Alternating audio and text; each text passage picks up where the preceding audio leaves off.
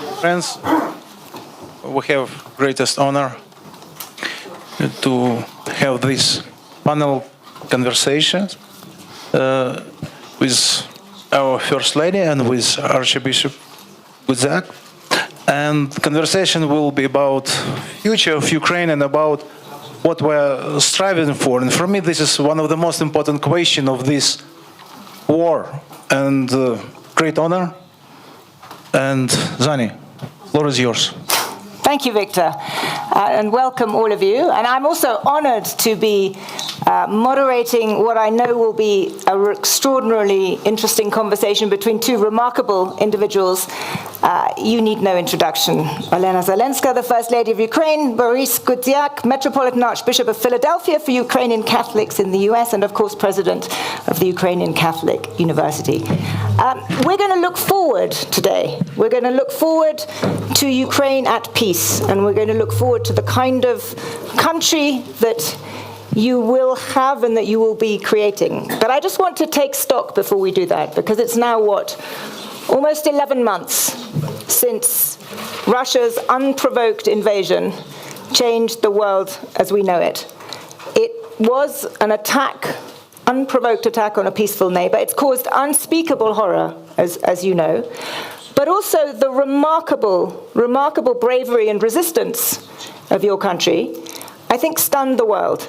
And it's a powerful testament to standing up for freedom, to standing up for democracy, to standing up for the values that we all hold dear.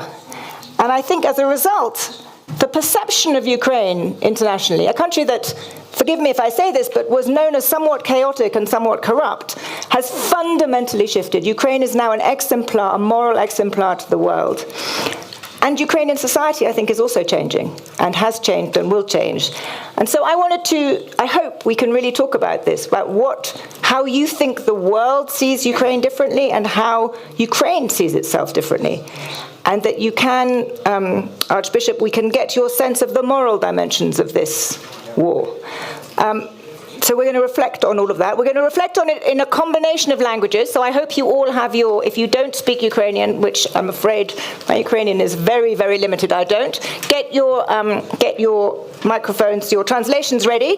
It's translation channel number 1 is English. And I was going to start with you, Olena, if I may. How do you think the world now sees Ukraine differently? Thank you, Zani. I will speak Ukrainian, so put to understand me.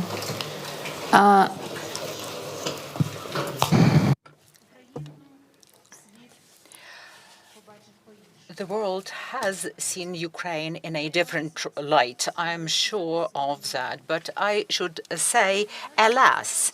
I say alas because it happened too late. But it has happened.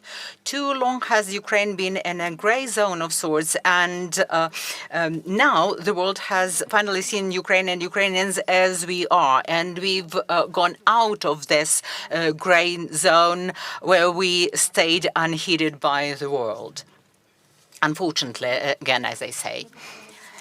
And the world has come to know what Ukrainians are, that they are resilient, they are brave, they are kind, and this inspires the entire world. I'm sure that the reason is that people need superheroes, like in movies.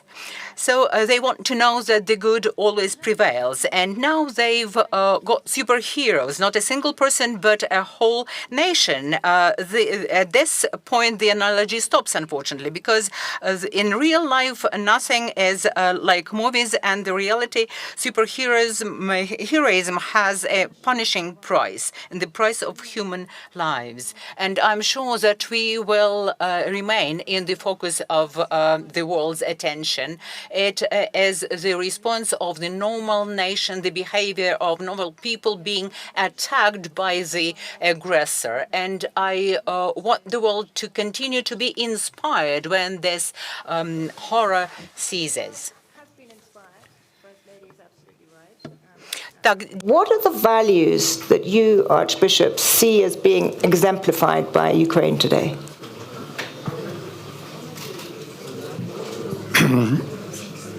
Maybe I'll mention 4 points, and then I'll explain what those points are connected with.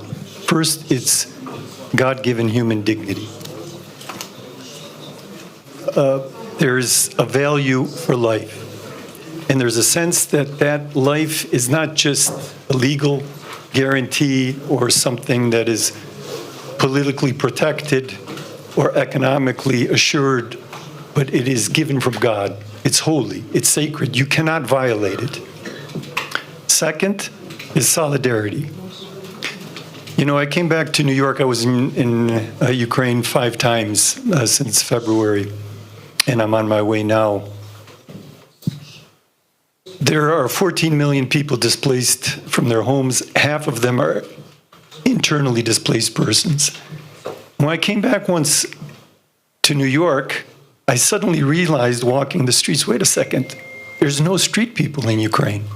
There's nobody lying on the curb. Those 7 million people have been welcomed. They're in homes.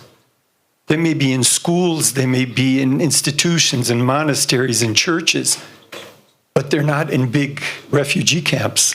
7 million people. 7 million. Poland received 4. Ukrainians, in solidarity, received 7 million. It's amazing, solidarity. Third, subsidiarity. That's a tough one. What does subsidiarity mean? Anybody want to help? It's bringing responsibility and authority down to the lowest level, which gives people dignity, it gives them the right to decide, but it also makes them responsible. And that's what the Ukrainian army is. It's not top-down. We've read about that in all the reports. And the fourth point is common good. The sense of the common good, working together, realizing that this battle is not only Ukraine's battle, but it's a battle for freedom in the world.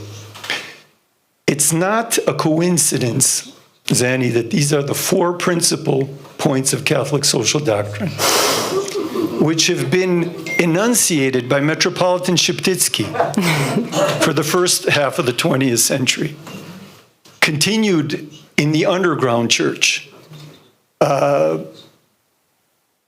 The head of the Greek Catholic Church, Lubomir Huzar, minority church, 8%. He became the #1 moral authority. Victor went to his funeral, stood in line, didn't go like a VIP. And it's continued today. And that is very important for people to understand, that this is not deus ex machina, that it suddenly just happened. It's not that Ukraine has totally changed in one day. Yes, Ukraine is changing because war changes history very quickly. People just weren't watching. People didn't understand.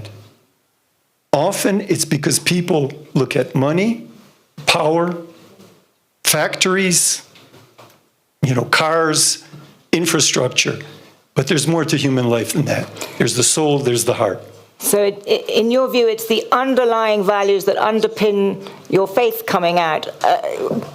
Olena, I'm sure you would agree with that, but are there areas and ways in which you think that Ukraine has changed, and that perhaps it is these underlying values coming more to the fore, but in what ways do you think your society has changed? Мені здається, ми просто більше, як каже I think, like His Eminence is saying, we've come to understand ourselves better. You can compare it to the situation whereby a person faces a terminal illness, but then they recover and they start valuing every minute of their lives. So we live day by day and we value every day. A lot of foreigners were stunned when they saw cafes, restaurants being open last summer. People were in the streets enjoying life, and they asked us how come that people live this calm life in our country at war. But it is possible because we value every day. We value every person by our side. We have become a human-centric country. We understand that tomorrow we might lose our nearest and dearest, so we have to give them our care and love today. And we know that when our children go to school, we are looking forward to their coming back, because there is an opportunity, a possibility, minute as it might say, that they would never return. And I hope that we will preserve this feeling of unity and of enjoying life every minute after the war. In the process of recovery of the country, we will be rebuilding it as an inclusive society that heeds interests of every person, people with disabilities, people with fewer opportunities, and we should build back better, and I'm sure that it will be so. A human-centric country that will be inclusive in its rebuilding. I want to touch on one element, though, that is, I think, often talked about. We're at the World Economic Forum. There's a lot of talk about economy. There's a lot of talk about the military side. But one aspect that I think is perhaps spoken about less is what is the consequence of this on the society and on the mental health of Ukrainians, on the way Ukrainians are behaving, and frankly, what scars will be left from this. And maybe I could ask you first, Olena. You know, I love the idea of an inclusive, human-centric Ukraine, but how much do you worry about the long-lasting consequences of what you are going through? Yes, these consequences will be long-term. Unfortunately, we are sure of that, and we should face this reality, because we should understand who our enemy is, and we should be prepared for a long haul. All of us in Ukraine now do not live a normal life. You cannot describe our state as normal. We feel this rush of adrenaline, and sometimes we behave, I would say, too relaxed even during air raids, because we've been living this through this situation for too long, and not a single person in Ukraine would say that they are okay. But at the same time, there are people who suffered most, those who witnessed the death of their nearest and dearest, those who suffered themselves, those who lost their homes. All of that has been caused by the war, and these wounds, this trauma will stay with us for decades to come. And what pleases me is that Ukraine has started to address the issues of today and those that will come down the road. We are developing the program of moral health and psychosocial support. We should establish such a model of psychosocial support within the national health system for it to be accessible to everyone. A model of psychosocial support that will provide to everyone, cater to everyone. And if you make timely and effective interventions, then in 90% this trauma can be worked with and can be overcome. Of course, we will have people with disabilities, we will have war veterans, we will have orphans, we will have a lot of people with disabilities, we'll have people who don't have their homes anymore. And all of that, it's closely related with mental health. Today, we are here in Davos at a financial and economic forum, but mental health is not just a public health issue. It is the social issue because it entails asocial behavior, it entails abuse of substances, suicidal sentiment, etc. So we should realize that we are in for it, and we will have to address all of those issues tomorrow and down the road.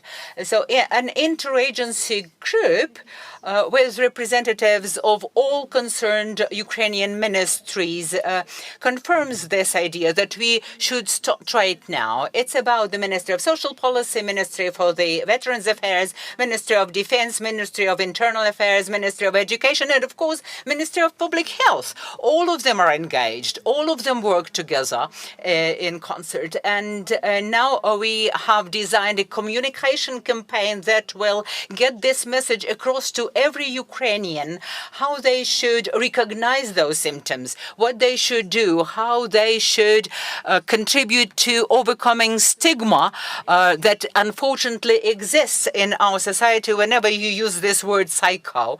And we are doing our best to prevent those potential aftermaths. And for the Archbishop on the same subject. Дуже дякую, що нагадали мені. Thanks a lot for reminding to me, Your Eminence.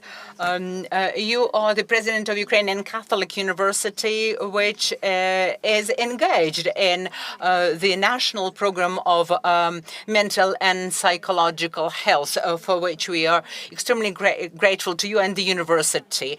So they are developing treatment protocols, medical protocols, etc. But my question is not about that. The Church has always had its own methods of providing psychological support to its people. So have you got any new challenges during this large-scale invasion, and what responses have you found to those challenges? I think you've named the challenges. The challenges facing everybody, the church included. What are the answers? They are in a process, but there's a fundamental approach to the answer. The trauma, the orphans, the amputees, the psychological distress, the destruction, all of that is the result of evil. And I've been reflecting a lot about this because my parents lived through the Second World War. They were under Nazi and Soviet occupation. They saw the horrors of the Holocaust. My aunt, who's 94 years old in New York City, still tells me how she brought water to the prison and washed the bodies of dead people so that relatives could recognize them. That war took 6 years. There were 7 million residents of Ukraine killed. And then they were refugees for another 5 years. And there's a lot of people who are children or grandchildren of that generation. And they went forward. They gave life. They rebuilt in Ukraine and outside of Ukraine. How do you do that? How do you do that? What is the destruction and what is life? From the first pages of the Bible, we have an answer. God is the giver. He gives Adam and Eve everything. You have everything. Just don't take from that tree because you will die. What does Adam do? He grabs. He takes. He moves away from the life of the gift to the life of the grab. Putin is living the ultimate grab. There's not enough. 11 time zones is not enough. You know, Russia's 28 times as big as Ukraine. You need the 29th part. How much can you eat? How much can you consume? That is evil. And it leads to genocide. It leads to war crimes. The only way to heal is through patient love, to live the give. And already this solidarity, this subsidiarity, the common good, the value of the God-given dignity of a person is the life for the other. So that is a foundation. The psychology, the church life, the business friends, my dear friends, the business, the economy has to be for the other. And there's nothing better than giving. Some people are really discovering that. Isn't it great to give? There's nothing better than to give. If Ukrainians give, if you non-Ukrainians give to help Ukrainians, you will see this country is going to be an economic tiger. It's going to be an ecological model. And it will be a place for moral inspiration, not only during war, but during peace. To live the gift, to give, and not to grab. It's hard to even ask a question after such a powerful...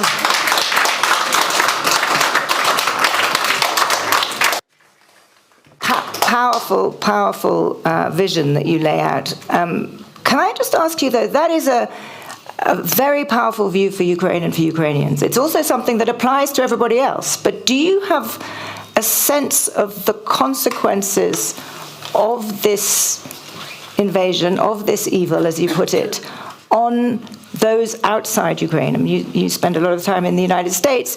Do you think that it has had an impact on people who are not direct participants? Sure. Here's father from France. J'étais en France et j'ai vu une chose très, très sympathique pour les Ukrainiens. In France, I was in Bayeux, a regional town. It was night. I walk up to the cathedral. It's open. There's an open house, a light show. You walk in, there's a Ukrainian flag by the European flag, and people are praying. I walk out, there's City Hall. And in the shade, I see there's 15 flags. Flag of France, a flag of the European Union, a flag of Bayeux. And on both sides, 6, a total of 12 Ukrainian flags. Bayeux. There's nothing Ukrainian in Bayeux. There's no connection with Bayeux. And the king of Queen was not in Bayeux. Maybe if this was Reims. But yeah, there's little flags in front of the houses in Pennsylvania. It's a big wake-up call, Zanny. The world in the 21st century, when everything is almost up for grabs, everything's transactional. We live in a post-truth world, often politics, alternative facts in journalism or propaganda. Not all, but and all of a sudden somebody is saying somewhere, oh, no. It's not that simple. This is good, and this is absolute evil. That is true, and this is false. And you know what? I'm going to risk my life for it. You know, kids in Paris are not going to give their life for the European flag, but they're looking up. Politicians are looking. Maybe it's not just the business deal with the, Northern Pipeline. Maybe we need to maintain principles. Maybe we can't always sell out for the bottom line. And I think that's what Ukraine is saying to the world. And the world is interested. Yeah. And that sense that there are values worth fighting for. That there are moral, objective things. Because the big question is, do we live in a time of moral subjectivity when you can argue for anything? But I think that you put your finger on something very, very powerful, and that is something that I recognize in countries far beyond Ukraine. But one consequence, you spoke earlier that one of the lessons of this was that you needed love. But these are, at the same time you say we have learnt the need to fight against evil. And I sort of want to put those two together and ask how a society afterwards, I mean, there is evil that you are fighting, but in the aftermath you want to create an inclusive society that is positive. Can you put those two together for me? And, there are now perceptions, Ukraine used to view Russia and Russians very, very differently than it does now. Talk me through how, after this war, the new Ukraine will feel about its neighbor, about Russians. How do you see that, Olena? That's a tough one. We are in a situation whereby we cannot find any empathy to the enemy, which is quite natural, I think.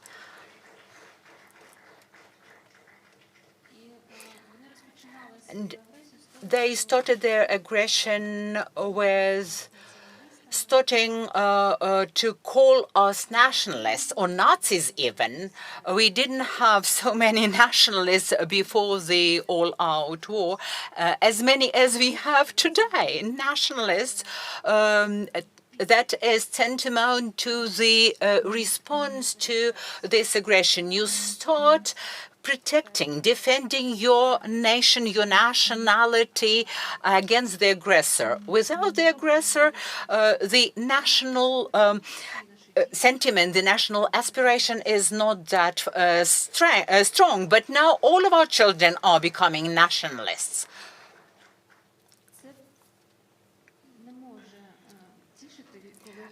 This cannot make you happy when your children can tell the sound of a missile flying in from the sound of the Iranian drone. But our children can tell the difference between the two sounds. And of course, they have got no empathy to the Russian leaders, to the Russian military, to the Russian citizens as well. When will it change? It can change when this country, which is unfortunately our neighbor, realizes at last that they have to repent. They have to undo this evil that they brought to our country. And we don't know how long it's going to take. And we cannot wait for them to find their mind again and to become civilized. We have to continue putting up resistance. This is a very difficult situation. You cannot compare it with, say, a dysfunctional family where a husband and wife are at loggerheads about something. They killed all the empathy, all the friendly feelings that we might have had before towards them, towards their country, towards their people. And I cannot imagine how long, how many decades or even centuries it will take to heal these wounds and to bridge these gaps. Try to answer in two parts, and they need to be kept together and not quoted separately. There's a deep problem in Russia and with Russians. There's a deep pathology of imperialism. Russians believe that they have to be an empire, that you have to belong to me. Ukrainians today are saying, you know, Americans are not going to be colonies of the Brits. Uruguay is not going to be a colony of Spain, Algeria, France. Blacks are not going to be the slaves of whites. It's over. Now, the Russians need to understand that. But when not only Putin, the whole political elite, the business elite, 700 university presidents signed a petition supporting the war. Not a single bishop out of 300 Orthodox bishops has stepped out against the war. And Patriarch Kirill uses jihadist language, saying, if you go and die killing Ukrainians and get killed, your sins will be forgiven. This is a deep, deep problem. It's not one man. This whole idea that it's just Putin needs to be, it's another illusion. Another illusion. Get it out of your head. Tell others to get it out of their head. There's a deep pathology in Russian culture. It's in Russian ballet, it's in Russian literature, it's in Russian schools, and it needs to be dealt with. Now, can it be dealt with? I believe in miracles. I believe in conversion. I believe maybe I will convert someday. You know, in 1942, Robert Schuman started thinking and writing, how will we French live with the Germans after the defeat of the Nazis? Now, that wasn't something for a discourse in 1942. The war had to be won. Not only the war had to be won, the Nazis had to be defeated, The pathology had to be named, it had to be judged, it had to be condemned and sentenced by a Nuremberg trial.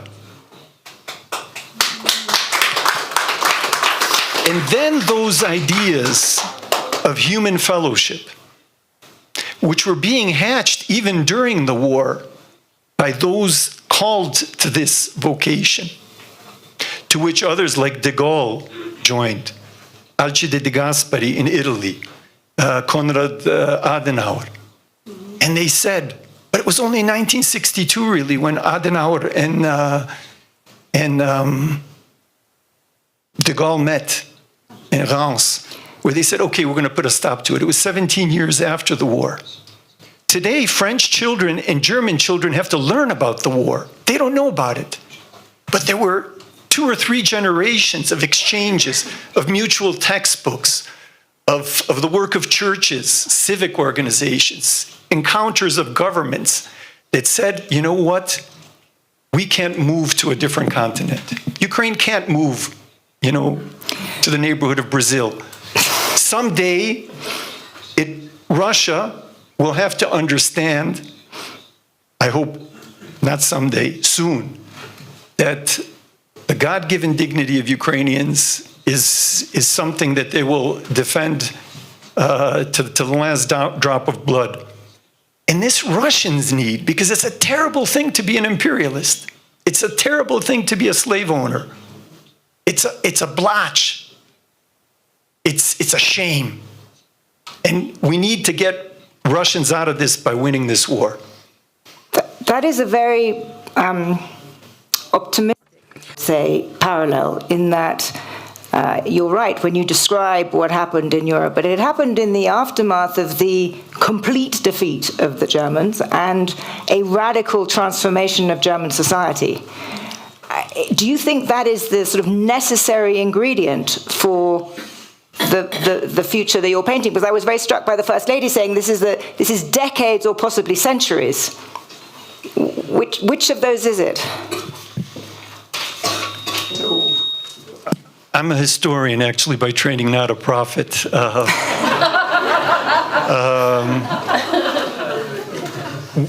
I think we can learn. I think it's very simple, and we're seeing it in American history. The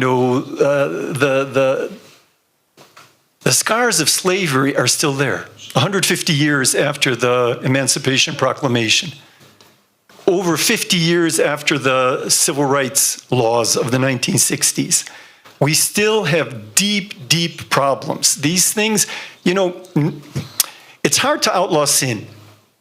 And sin is that grab. And that's why we have to get on our knees. That is why we need to repent. That is why we need to say, I'm sorry, I'm wrong. And until that becomes also a part of our political language, was it Willy Brandt who knelt? That was important. Maybe that was a secular kind of a penitence. But it can't happen otherwise. It can't. It's not possible. Otherwise, there will be this aggression, there will be these pretenses, there will be whole political systems, academic programs, cultural, expressions built on a false and very dangerous foundation. I hope that can happen. With that, I'd like to open for questions. We have time for a few questions for this extraordinary conversation. Be part of it. There's a microphone. Please put your hand up. Lady there. Yes, right there in the grey jacket. Hello. Thank you for this insightful discussion. My question is to the First Lady of Ukraine, and it's really around women's leadership and what it means now. We've seen the failings of leadership, oil and gas, economic, all of that. And women's voices, women's leadership, what do you see going forward and the need for that? Дякую за запитання. Thank you very much for your question. I think It is a natural process when the role of women is growing in the society of today. We see the aftermath of underrepresentation of women. Not a single woman who is the defense minister, prime minister, or president that started a war in the 20th century, let alone 21st century. I understand that we add humanity. In no way am I diminishing the humanity of men, but women add this human touch, human approach, and it pleases me immensely when I see the growing representation of women at every level of the society, in the civil society and in parliaments, in governments. In Ukraine, we do not have to discuss equal opportunities or to prove that women should be at par with men. During the war, we don't see any difference between the roles of men and women because everyone contributes what he or she is capable of contributing. More than 30,000 women volunteered to fight at the front line. So they joined the military when the war started. So that's their totally conscious choice. And a lot of men are now taking care of children because they haven't got their mothers to do that.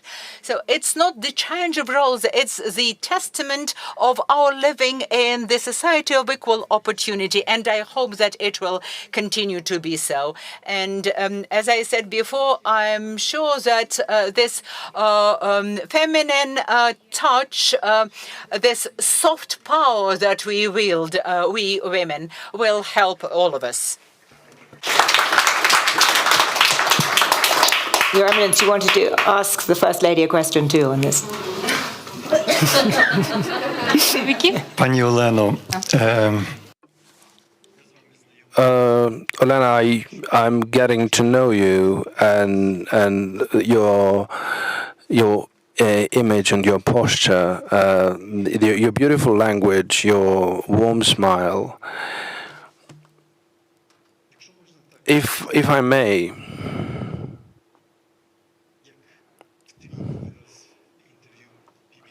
as you mentioned in the interview to BBC, that you're addressing thousands as if there were only 3 people. If you could address millions of mothers in China and India, in southern America, could say something about Ukrainian children and what these people can do to build the support for Ukrainian children.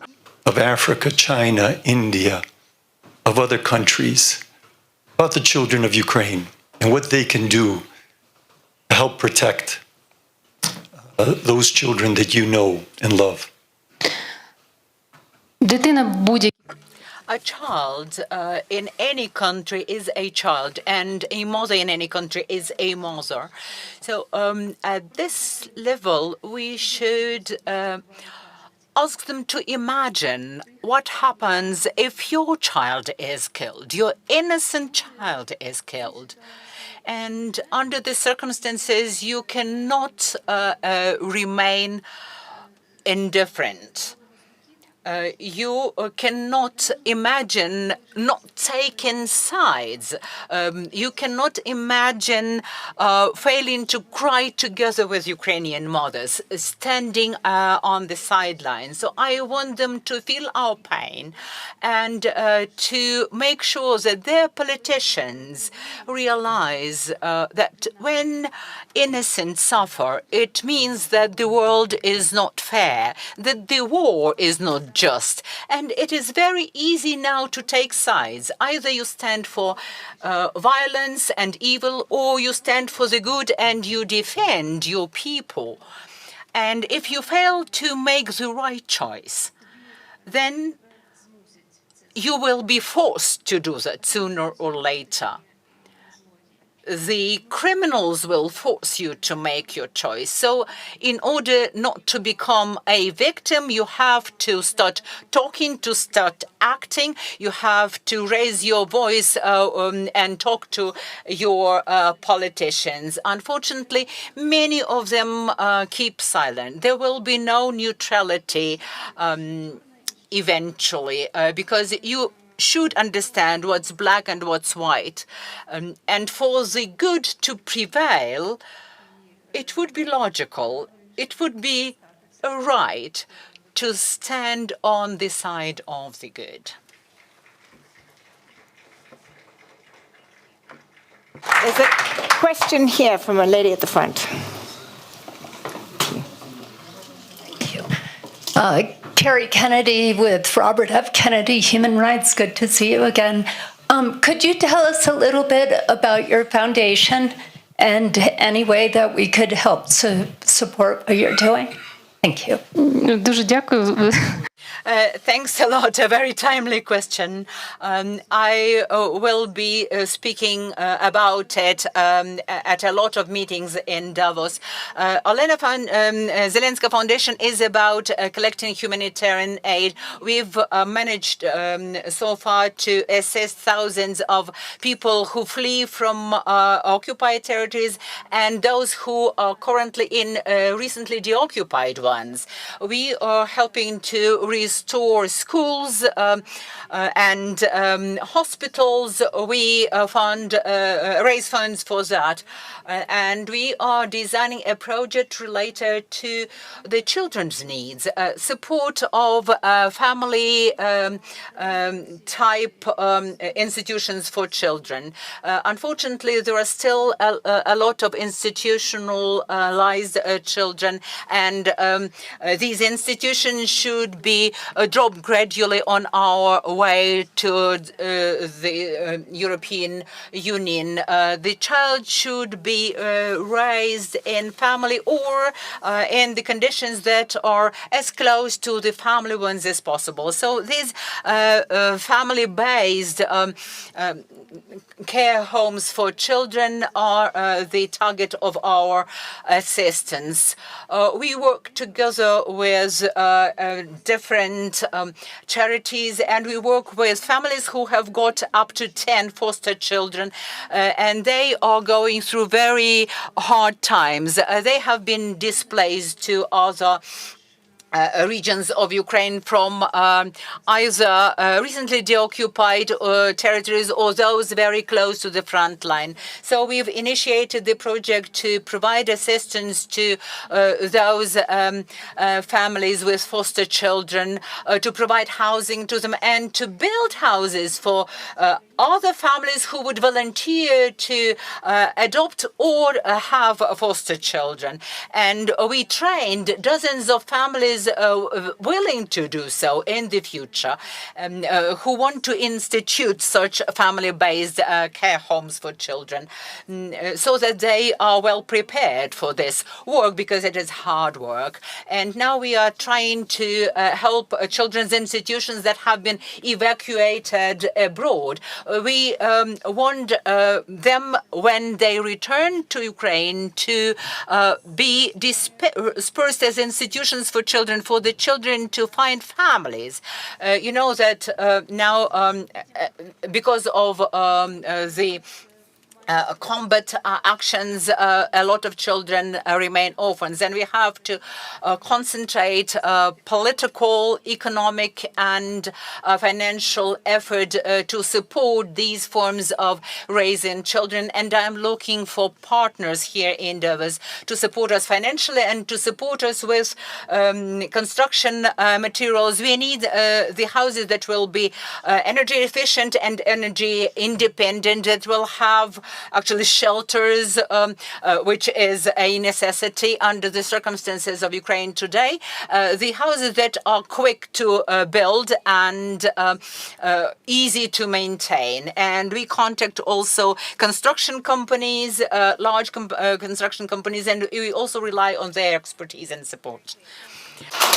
I think we have time for one more question. Is there one more? Yes, gentleman there, standing up, exactly. Coming. Hi, I'm from Washington, D.C., and I've been working for 3 Ukrainian humanitarian organizations in the United States to raise millions of dollars for ambulances and other relief, especially helping the orphanages. And what I've noticed recently, the average American has contributed almost $80 out of 350 million people. That's not a bad average. But what I've noticed recently is there's Ukraine fatigue. Everybody was really hoping this war would be over by now, and they're wondering why it's not. That's not an answer for you all. How do I keep my donors inspired, excited about giving and helping Ukraine? That is a very, very good question. Maybe first we'll go to the Archbishop and then to you, Olena. How do you counter Ukraine fatigue? How do you keep the donors inspired? I'll start from the second question. And you can't do this with 300 million people, but the best way to get your leaders fired up and keep them fired up is to go to Ukraine, to visit. And not only Lviv, but, to go to Kyiv, to Bucha, and if possible, to Kharkiv and other places in the east. I think everybody that's been there receives such inspiration that lasts for a long time. It's natural. It's natural, for our attention to wane. We live in a time of very, very short attention spans. I think Hollywood now for children's movies makes scenes no longer than 3 seconds or 2 seconds because it has to be switched all the time. So I would say it's a miracle that Ukraine is still on the front pages. It's not only a miracle, it's the devastation, it's the clarity, the black and white clarity. We just have to work. And those of us who are engaged in it have to work harder. Because we might think that, we've been working so hard. But as long as we do what we can do, today, we can go to sleep and say, Lord, this is your world, take over. We shouldn't beat ourselves, we need to be realistic. But I believe that, the world is making a difference. You've collected millions, I've collected millions, other people have collected millions, maybe tens of millions. But with a stroke of a pen, the President of the United States mandated billions. We have to keep working with the politicians. The politicians, that they don't make stupid choices, short-sighted choices. That's the real strategic thing. Because I don't know how much, you'll do the math later. The 2 aid packages, it's close to 100 billion already. That's divided by 300 million, that's probably $10,000 per American, or something like that. I might be wrong by a zero. Not quick enough. So let's just keep on working. And maybe this won't apply to, the secular people. But I'll tell you, as a person of faith, we can't do it without God. You'll tire out, you'll pucker, something will give up.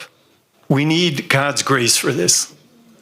And I can tell you, having tried with all my failings to give my whole life to other people, every time I get tired, after every decade, after every failure, when I pray, the Lord gives new strength, and I hope to keep going forward.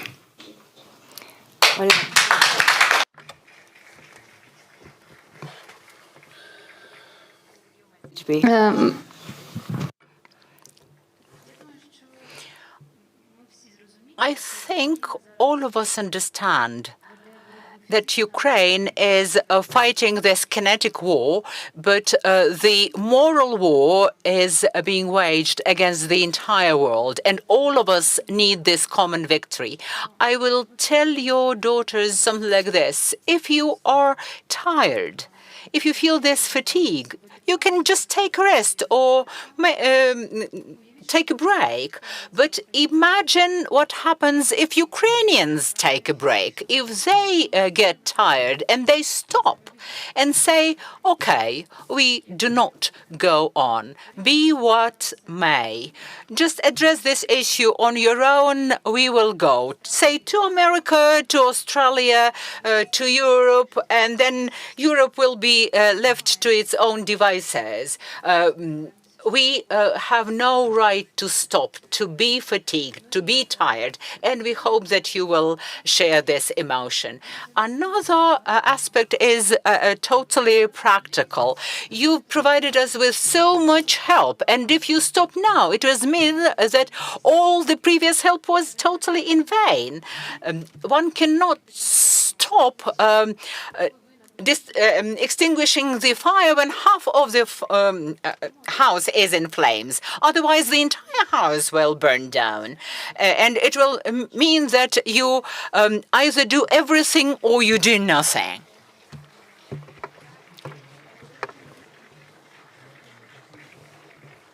Because we have 1 minute left. I would love to end, because this is a forward-looking conversation. It's been an amazingly interesting conversation.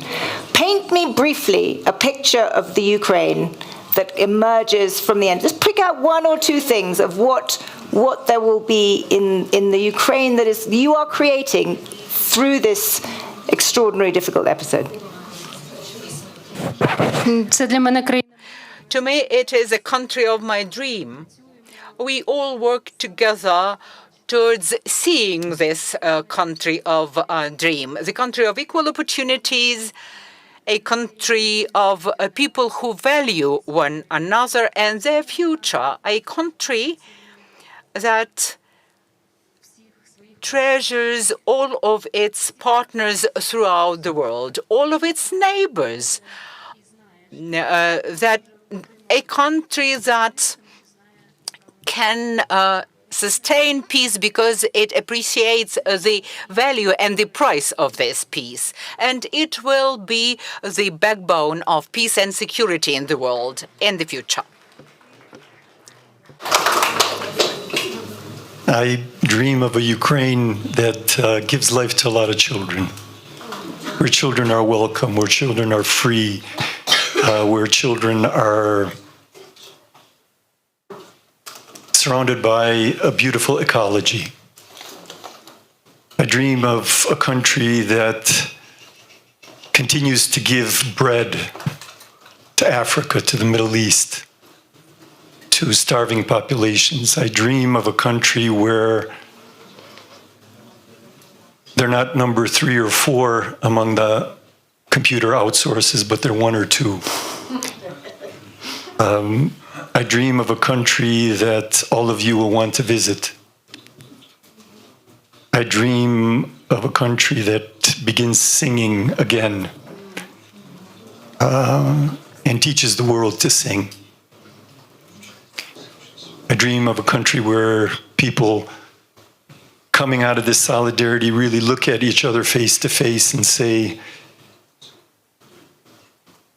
we want to live personally, not only virtually. I dream of a country that helps change the world. I think the beginning is there. What a place to end. Thank you. Thank you both. Wonderful. Thank you.